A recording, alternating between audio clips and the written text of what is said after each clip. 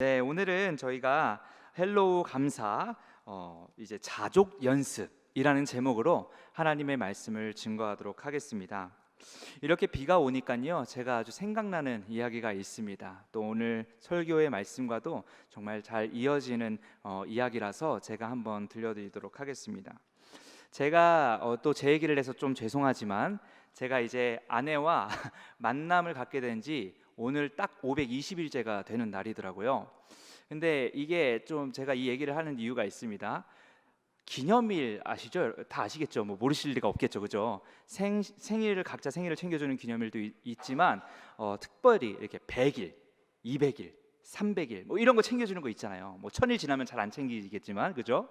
그래서 저희도 이제 기념일을 챙기기 시작했습니다. 교제를 하기로 시작하고 100일 수요일이었어요. 그래서 수요 예배를 가는 날이라 못 만났습니다. 200일 금요일이었어요. 금요 영성 축제를 하느라 못 만났습니다. 300일 거짓말 아닙니다. 주일이었습니다. 그래서 주일날 하나님께 영광을 올려드리기 위해서 예배를 드리게 되었습니다. 400일 또 수요일이었습니다. 그래서 또 교회를 가게 되었습니다. 저희 이러면서 딱 이렇게 아내랑 아내랑 같이 얘기를 하게 되었어요. 하나님께서 우리를 정말 주의 종으로 삼으시려고 그러나 봐. 이러면서 입은 웃고 있지만 이렇게 눈에는 눈물이 나는 그런 거. 나쁘지 않습니다. 나쁘지 않아요. 여기서 함께 하나님을 섬기고 하나님께 예배드릴 수 있다는 건 굉장히 큰 축복입니다. 하지만 진짜 우리 가운데에 그러한 믿음이 없었다면 뭘 이런 일이 다 있어 라고 세상 사람들이 얘기할 만큼 참 어떻게 보면 참 신기한 일들이었죠. 근데 있잖아요, 500일이 목요일인 거예요. 어떠한 예배도 없는, 그러니까 6시에 딱 퇴근하면 이제 자유시간인 그런 500일이 이제 목요일인 것입니다. 그래서 이제 며칠 전부터 아내와 이렇게 얘기를 했습니다. 드디어 하나님께서 허락하셨어. 우리의 열심을 하나님께서 그냥 외면하지 않으셨어. 500일 우리 어디 갈까 하면서 여기저기 이렇게 계획도 세워보고, 어차피 뭐 다음날 또 새벽 예배를 나가야 되니까 일찍 들어야 되니까 멀리는 가지 못하고, 우리 아내가 또 천안 사람이라서 이 서울을 잘 몰라요. 그래갖고 제가 서울 여기저기를 좀 알려주려고 좋은 데를 한번 알아봤습니다. 그래서 무교동에 있는 그 광화문 쪽에 있는 좋은 음식점이나 이런 것들을 이제 좀 보고 있고, 그래서 데이트를 가려고 하는데 그때가 마침 장마 첫날로서 오늘 이렇게 비가 내리는 것보다 더 많이 내리는, 그리고 강풍이 부는, 그래서 우산을 써도 이 우산이 이렇게 뒤집어서 이렇게 날아가 버리는 그런 궂은 날씨였다는 말이죠. 그래서 광화문을 딱 나가니까 사람이 우리밖에 없어요. 그때 퇴근 시간인데도 불구하고 많은 사람들이 다 지하로 다니고 비 막 우산 쓰는 사람들 다 쫄딱 맞고 있고 그런 날이었습니다. 그래갖고 이제 그냥 그 근처에서 수제 햄버거집 먹고 햄버거 먹고 다른 일정 취소하고 다시 집으로 돌아왔던 그 기억이 나게 됩니다. 생각해보면 여러분은 어떠십니까? 삶이 우리가 계획한 대로, 그렇게 아주 정성스럽게 계획한 대로 착착 잘 진행이 되던가요? 아니죠. 생각해보면 우리가 계획한 것보다 이 계획에 실패하는 일들이 더 많이 있다는 것이죠. 이렇게 듣기만 해도 한숨만 나오는 상황 앞에서 그렇다면 우리는 어떤 반응을 많이 보이시나요? 이 계획을 세우고 그것에 대해서 그 계획이 잘 이루어지지 않았을 때 우리는 어떤 반응을 많이 보이게 되던가요? 한번 스스로 한번 곰곰이 생각해 보시죠. 근데 여러분, 우리가 주목해야 될 건 뭐냐면 어떤 반응을 보이든지 간에 그것이 우리의 행동이잖아요, 그죠? 반응이 곧 행동인데 어떤 행동을 보이든 간에 나의 모든 행동들이, 그게 억울한 일이건 아니면 어쩔 수 없는 반응이건, 그 모든 행동이 하나님 앞에 상달된다는 사실을 여러분 기억해야 할 줄로 믿습니다. 그것이 하나님 그래도 감사합니다, 그럼에도 불구하고 감사라든지 진짜 짜증나 라든지, 이 모든 우리의 행동들이 하나님께서 빠짐없이 지켜보고 계신다는 사실을 우리가 기억해야 된다는 것이죠. 그래서 우리가 날마다 기억해야 될 것은 바로 이것입니다. 내게 주어진 상황에서 나는 어떻게 반응할 것인가. 이해되시죠? 이 많은 상황, 어쩔 수 없는 상황조차도 그 앞에서 우리가 어떻게 반응하며 살 것인가, 이것에 대해서 우리가 항상 기억을 해야 된다는 것이죠. 반응이라는 것이 우리의 삶의 걸음을 바꿔버립니다. 그렇죠. 반응이라는 게 아까 말씀드렸다시피 곧 행동이니까요. 여러분, 운전을 하다 보면 내비게이션도 한 가지 길을 알려주지 않습니다. 그죠? 뭐 무료길을 알려줄 수도 있고 가장 빠른 길 이렇게 알려줄 수 있죠. 그 중에 뭐 빠른 길, 무료길 등등 많은 길들을 우리에게 알려줍니다. 그 중에 제가 좀 돈을 아낀다고 무료길을 선택했다가 너무 막히게 된 기억도 있습니다. 근데 그렇다고 해서 다시 빠른 길로 가면은 더 빨리 갈까요? 아니죠. 돌아서 가니까 더 막히게 되죠. 그래서 애초에 빠른 길로 갈 걸, 이런 후회를 하기도 합니다. 하지만 후회해도 소용은 없죠. 돌아가면 더 오래 걸리니까요. 근데 이것이 우리의 인생도 마찬가지입니다. 우리가 상황 앞에서 어느 반응을, 어느 행동을 선택할지는 우리의 자유이지만 그것에 대한 책임은 후회해도 늦게 된다는 것이죠. 이 사실을 주님께서도 정확하게 지적을 하십니다. 그래서 빌립보서를 통해서 우리에게 가르치는 것입니다. 올바른 길을 가르쳐 주시는 거예요. 그래서 오늘 본문을 통해서 바울이 신앙 안에서 배운 것이 무엇인지 우리가 살펴볼 수 있는데요. 오늘 본문 11절을 우리가 다시 보길 원합니다. 11절을 다시 한번 읽어보시죠. 시작. 말하는 것이 아니니라 어떠한 형편에든지 나는 자족하기를 배웠노니. 아멘. 우리가 고통받는 것은 궁핍이라는 환경 때문에 일어나는 것이 아닙니다. 우리가 고통받는 것은 궁핍이라는 환경에서 이 행동을 잘못 선택했기 때문에 고통받는 것입니다. 여러분, 제가 설교 가운데 한번 말씀드린 적이 있는데 선악과가 왜 죄가 되는가에 대해서 한번 말씀드린 적이 있어요. 선악과 안에 무슨 죄의 효소가 들어있고 뭐 이걸 먹으면 선을 마비시키는 독성분이 우리를 지배해서 그래서 이 선악과에 죄가 있다는 것이 아니라요, 선악과를 먹지 말라는 하나님의 명령 앞에 우리가 잘못 행동, 잘못 선택을 했기 때문에 죄가 들어오게 된 거죠. 이해가 되시죠, 여러분? 여기 2000년 전 예수님의 사도인 바울에게도 마찬가지의 유혹이 있었습니다. 누가 봐도 불평할 수 있는 유혹이었어요. 누가 봐도 괴로움이 가득한 상황이었습니다. 기적을 베푸시고 부활하신 예수님을 체험으로 알았던 게 바로 바울이었죠. 빛으로 오셔서 거부할 수 없게 바울을 만나주셨고 음성을 들려주셔서 예수님을 믿게 되었습니다. 바울이 그랬다는 것이죠. 그래서 어떻게 됩니까? 자신의 이전 것은, 우리보다 더 잘 살았던 바울이 이전 것은 모두 배설물로 여기는 그런 놀라운 변화를 일으킨 게 바로 바울이었죠. 그래서 그 모든 것들을, 이제 자신의 모든 것을 하나님의 영광을 위해, 복음 전파를 위해 살았던 것이 바로 바울이었습니다. 그렇다면 여러분, 한번 상식적으로 우리가 한번 생각해 보자고요. 그러한 바울이었다면, 바울이 그렇게 예수님을 믿고 예수님을 위해 평생을 바쳤다면 적어도 예수님께서 가는 곳마다 사람들을 회심시켜 주셔야 했고, 가는 곳마다 앞길이 형통하게, 적어도 막히는 길이 없어야 했고, 적어도 그 사람들이 미워하는 사람들은 없어야 되는 거 아니겠습니까? 그렇다면 방해하는 사람도 없어야 하는 것도 정상이고, 그런 것들이 정상인데 이상하게 갈수록 핍박과 방해가 심해지는 게 바로 바울의 상황이었다는 것이죠. 갈수록 가지고 있는 것이 없이 부족했던 게 바울의 상황이었다는 것이죠. 갈수록 험난한 곳으로 바울을 몰아가셨던 게 바로 바울의 상황이었다는 것입니다. 우리가 생각하는 것과는 너무나도 다른 모습이었다는 것이죠. 그런 상황에서 바울이 어떻게 이야기를 했냐는 것이죠. 나는 자족하기를 배웠노니. 그러한 억울한 상황, 그러한 자신이 어떻게 보면 예상하지도 못한 그런 핍박과 고통 속에서도 바울이 이야기를 하는 것입니다. 나는 자족하기를 배웠노니. 이러한 예수님 앞에서의 결단과 신앙의 이 바울의 방향성이 이 하나님이 바울을 크게 쓰신 이유라는 사실을 우리가 기억해야 할 줄로 믿습니다. 오늘 이 말씀을 통해서 우리는 주님 안에서 건강하고 기쁜 신앙생활을 누리기 위해서 반드시 회복해야 할 두 가지 균형을 살펴보길 원합니다. 첫 번째로 우리가 회복해야 할 신앙의 균형, 그것은 바로 자족을 훈련하는 것입니다. 바울처럼 자족을 훈련하는 것이에요. 사람의 심령을 변화시키는 분 누구이십니까? 하나님이십니다. 믿으시죠?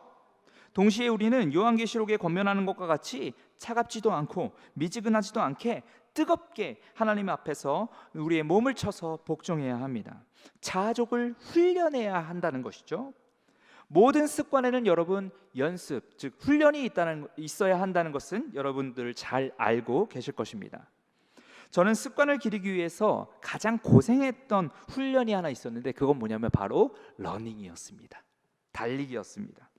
처음 러닝을 시작했을 때 준비 운동도 모르고 어느 근육을 풀어줘야 더 오래 달릴 수 있는지도 모르고 올바른 자세법도 몰랐기 때문에 정말 많이 처음 훈련할 땐 고생했던 기억이 있습니다.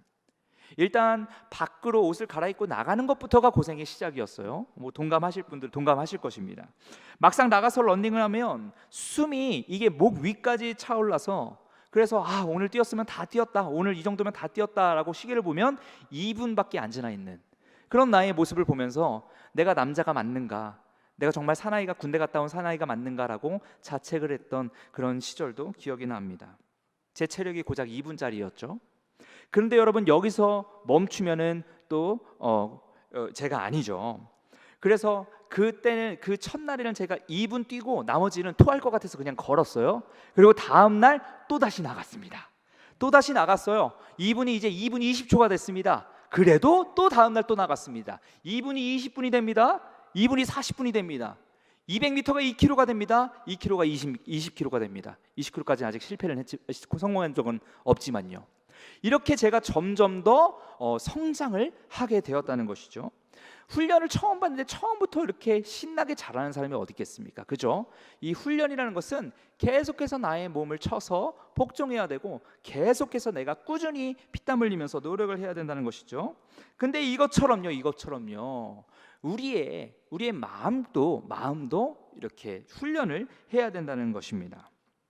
습관을 만든다는 거 굉장히 어렵습니다. 하지만 그만큼 중요한 습관이 있습니다. 그것은 자족을 습관화하는 것입니다. 그 연습 물론 어렵습니다. 어쩌면 러닝보다 더 어렵습니다. 왜냐하면 러닝은요 러닝보다 더 많은 장애물들이 있거든요. 체력은 기르면 나아지지만 이 마음의 습관은 바꾸기가 너무나도 어려운 것이죠. 그것을 우리 모두가 알고 있을 것입니다. 하지만 이 자족을 연습하고 터득하는 것은 우리 영혼의 주변에 굳건한 성벽을 만드는 것과 같습니다. 왜냐하면 이 세상을 여러분 한번 잘 살펴보시면 소유하고자 하는 욕망이 많이 도사리고 있다는 사실을 여러분 발견할 수 있을 것입니다. 어떤 집은요 옷장이 2층으로 되어 있습니다. 2단, 3단으로 되어 있어요. 그리고 넷플릭스 여러분 아시죠? 거기서 보니까요 어떤 집은요 스위치를 누르면 천장이 약간 갈라지더니 거기서 옷이 또 나와요. 그 옷을 과연 1년 안에 다 입을까요? 하루에 3-4번 옷을 갈아입으면 가능할 것 같아요. 그런 사람 많이 없죠. 그런데도 옷을 그렇게 많이 사놓고 보이는 대로 다 사놓는 이유가 무엇일까요? 소유욕 때문에 그렇죠. 그러다 보니까 이제 집에 옷이 가득 차니까 어떡합니까? 창고를 구매합니다. 창고를 구매해서 입지도 않을 옷을 보관합니다. 이상하죠? 한 번도 보지 않을 옷을 보관한 것이죠. 그냥 팔면 되잖아요. 근데 굳이 돈으로 지불해서 창고를 사서 거기다가 옷을 집어넣는다는 거예요. 여러분 이게 잘못돼도 한참 잘못됐다라는 것 우리가 느낄 수 있지 않습니까? 이러한 문화 속에서 이 자족이라는 단어는요 너무 뜬구름 같고 현실적이지 않은 것일지도 모릅니다. 하지만 여러분 기억하십시오. 이 자족의 습관이 우리 영혼을 염려와 고통에서 구해내는 강한 성벽이 된다는 사실을 기억하시길 바랍니다. 바울도 이것을 알았습니다. 그래서 이렇게 이야기합니다. 12절을 한번 읽어볼게요. 시작. 처할 줄도 알고 풍부에 처할 줄도 알아 모든 일 곧 배부름과 배고픔과 풍부와 궁핍에도 처할 줄 아는 일체의 비결을 배웠노라. 아멘. 여기서 나오는 이 배우다라는 표현은요 학교나 학원에서 이론을 배우는 것을 의미하는 것 이상입니다. 더 적극적인 배움을 이야기합니다. 삶의 현장에서 직접 경험하며 배우는 것들을 얘기합니다. 더 적극적으로 피부로 배우는 것을 이야기하는 것이죠. 또 이 말씀에서 나는 비천에 처할 줄도 알고 풍부에 처할 줄도 알아 라면서 이 안다라는 동사가 2번 나오거든요. 안다라는 단어가 2번이 나와요. 이것은요 비천함과 풍부함 이 모든 부분에서 자족하는 법을 배웠음을 이야기를 하는 것입니다. 어떤 상황이 주어지는지, 그러니까 어떤 상황이 주어지는지 그 상황을 자족을 배우는 도구로 승화시켜 왔음을 이 12절 말씀에서 기록하고 있는 것입니다. 좋은 일이든 나쁜 일이든 어떤 일에도 평안하게 처할 줄 아는 일체의 비결을 배웠다라는 것을 지금 바울이 이야기하는 것이죠. 오늘 바울이 처한 상황과 같이 우리의 삶에도 어려운 일이 찾아올 때 우리가 잘못된 반응을 하지 않길 바랍니다. 오히려 주님이 원하시는 자족, 이 자족을 배우는 도구로 승화시켜 버리십시오. 그 길을 예수님이 먼저 걸어가셨습니다. 우리에게 몸소 보여주셨습니다. 머리를 대고 쉴 곳조차 없으셔서 폭풍이 몰아치는 배 안에서도 주무시지 않으셨습니까? 그런 예수님께서도 이 자족의 마스터가 되셔서 우리가 갈 길을 이 삶 가운데서 먼저 보여주셨습니다. 행동하셨습니다. 그리고 우리도 그 길을 본받고 행하길 원합니다.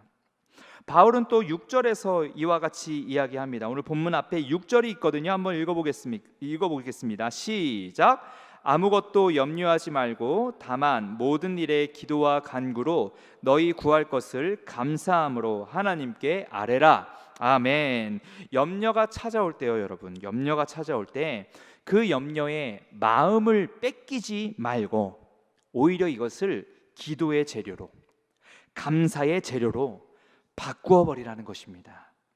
그 염려를 기도의 재료로 하나님께 올려드리고 이 상황 속에서도 선한 목적을 달성하실 하나님께 미리 감사 제목을 올려드리십시오. 그런 자들을 세상은 감당치 못할 것입니다. 그런 자족의 연습을 할 수 있는 그런 저와 여러분들이 되기를 주님의 이름으로 소망합니다. 두 번째로 건강한 신앙을 위해서 회복해야 할 두 번째 신앙의 균형이 있습니다. 그것은 바로 따라해 볼까요? 내게 능력 주시는 분, 내게 능력 주시는 분이 계심을 기억하는 것입니다. 내게 능력 주시는 분이 있음을 기억하는 것입니다. 주님은 성경 곳곳마다 주님의 자녀들이 이 땅을 살아가는 데 있어서 우리 힘으로 사는 것이 아니라 주님이 주시는 능력을 공급받으며 산다는 그 원리를 성경 가운데 알려주고 계시거든요. 이 말씀을 날마다 기억하고 사는 사람들에겐 날마다 하나님이 주시는 능력을 발견하고 그리고 누리며 살아가게 되는데, 여러분도 오늘 이 말씀을 통하여 날마다 이 은혜를 기억하고 누리며 살게 되길 소망합니다. 빌립보서 4장 13절이 이것을 이야기합니다. 다 같이 한번 읽어보겠습니다. 시작. 내게 능력 주시는 자 안에서 내가 모든 것을 할 수 있느니라. 다시 한번 읽어볼게요. 시작.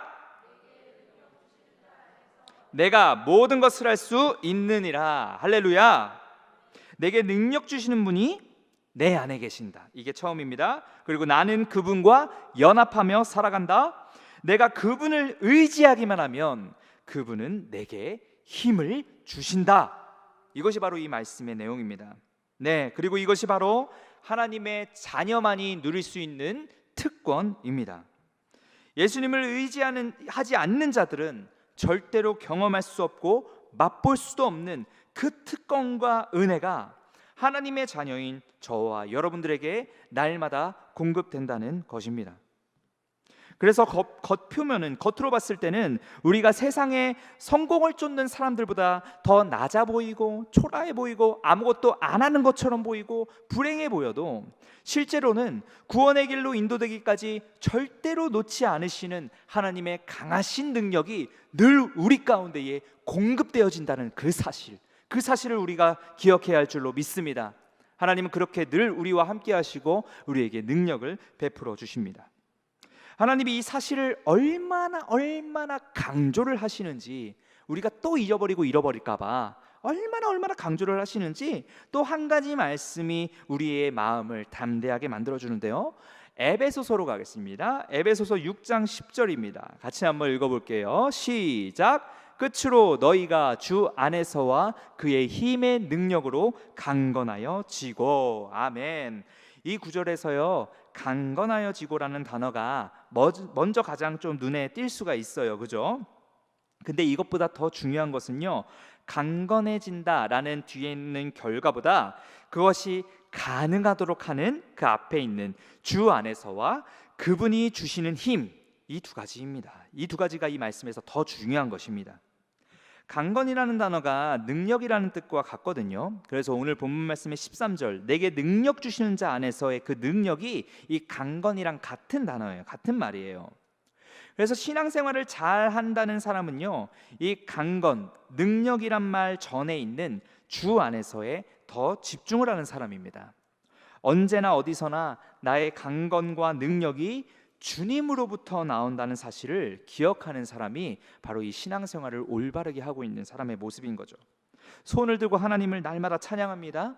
하나님을 의지한다 말하며 예배도 잘 참석합니다.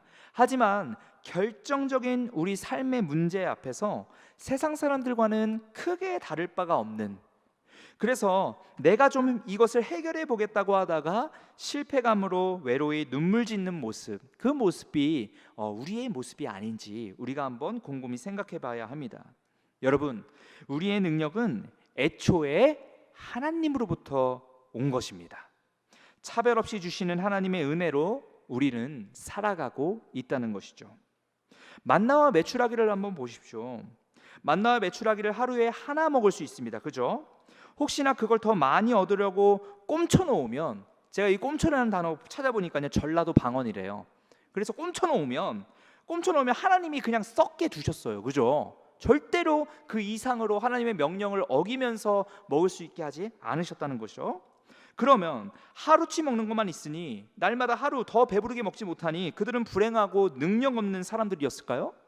소유를 쫓는 사람들보다 뒤처지니까 그들은 능력 없는 사람들이었습니까? 아니죠. 그렇게 해도 명령에 순종했을 때 하나님이 충분히 넘치게 능력을 주셨다는 사실을 우리가 기억해야 합니다. 하나님의 선하신 계획 안에서 그들은 그 명령에 순종함으로 강건하여졌고, 내놓으라 하는 그 가나안 족속들을 한 차례 한 차례 담대하게 정복할 수 있었지 않습니까? 우리에게 중요한 것은요, 이 세상 사람들이 말하는 것과 같이 많은 소유와 부유함이 절대로 아니라는 사실을 여러분 기억하시길 바랍니다. 우리에게 중요한 것은 주님 안에서의 그의 능력으로 공급받는 것입니다. 이 외에 우리를 강건하게 하는 것 없고, 이 외에 우리를 이 세상에서 이길 수 있게 하는 것은 없습니다. 내게 능력을 주시는 그분을 알고 있는 우리는 우리 힘으로 해보려다가 좌절하여서 마음의 우울함을 맛보기 전에 하나님 안에서 머물며 그분의 능력을 의지해야 하는 줄로 믿습니다. 생각해 보십시오. 우리가 악이 가득한 이 세상에서도 하나님께서 주시는 이런 선한 능력으로 지금까지 버텨내고 있는 것 아니겠습니까? 하나님이 주시는 선한 능력으로 그리스도의 선한 향기를 나타내며 사는 것 아니겠습니까? 교회가 코로나 때문에 위기의 때에 누가 우리를 이 자리까지, 은혜 자리까지 또 인도하여 내셨습니까? 하나님 아닙니까? 그래서 우리는 날마다 다른 것 말고 우리에게 능력 주시는 하나님만 신뢰해야 하는 줄로 믿습니다. 능력 주시는 그분이 아무런 능력도 없는 나를 지금까지 인도해 주셨는데 우리가 어찌 주님의 능력을 부정하고 잃어버리고 살아갈 수가 있겠습니까? 그러니 여러분, 내 힘으로 소유를 가득 취하려 하지 마십시오.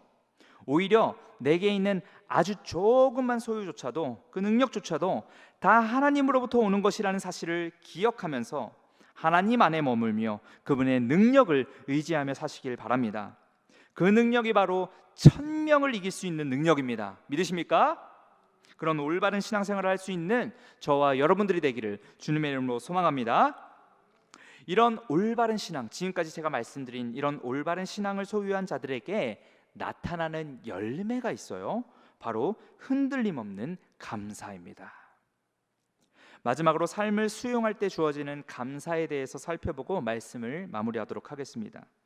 저는 마지막 이야기로 한 부부를 여러분께 소개하려고 합니다. 결혼하기 전 여자친구가 루푸스 병에 걸렸다고 합니다. 여러분, 루푸스 병 들어보신 분 한번 손 한번 들어보시겠어요? 오, 그러시구나. 저 처음 들어봤거든요. 루푸스 병에 그 여자친구가 걸렸다고 합니다. 이 루푸스 병은요, 몸의 이 면역 체계가, 내 몸을 방어해야 할 그 면역 체계가 오히려 나를 공격하는 병이에요. 예. 그래서 이 굉장히 무서운 병인데, 이 병이 내 눈을 공격하면 실명이 되고요, 무릎을 공격하면 관절을 다 망가뜨리게 되고, 심장을 공격하면 이 심장을 망가뜨리는 굉장히 무서운 병이라고 합니다. 문제는 이 병이 전 세계적으로 어떤 원인도 밝혀지지가 않아서 치료 방법도 없고 약도 없습니다. 그런데 이 소식을 들은 이 예비 남편이 일단은 퇴원을 한, 뭐 치유가 돼서 퇴원한 게 아니라 그냥 일단 퇴원을 한 그 자매에게 만나자고 전화가 왔다는 것입니다. 이 병에 걸린 걸 알고 나서 얼마 안 있다가 연락이 왔다? 이것은 어떻게 보면 여자 입장에서는 좀 불안한 연락일 수도 있었겠죠. 심지어 그때 그 상태가 얼굴이 완전 풍선처럼 부어 있었다고 해요. 근데 계속 만나자고, 할 얘기가 있다고 연락이 와서 결국은 그 조마조마한 마음으로, 슬픈 마음으로 그 남자친구를 만났다고 합니다. 혹시나 이 병 때문에 결혼 계획이 무산되는 건 아닌가라는 그런 두려운 마음으로 갔다는 것이죠. 그 남자친구가 이제 딱 만나서 처음 하는 말이 뭘 것 같습니까? 나와 결혼하자. 저만 감동적인가요? 나와 결혼하자. 네, 언제 죽을지 모르는 그런 상황 가운데서 남자가 먼저 이렇게 청혼을 한 거예요. 너무 아름답지 않습니까? 실제 있는 일이에요. 처음에는 그 여자 입장에서도 내가 총각 인생을 망칠 일이 있나, 뭐 이 생각으로 거부를 했다고 해요.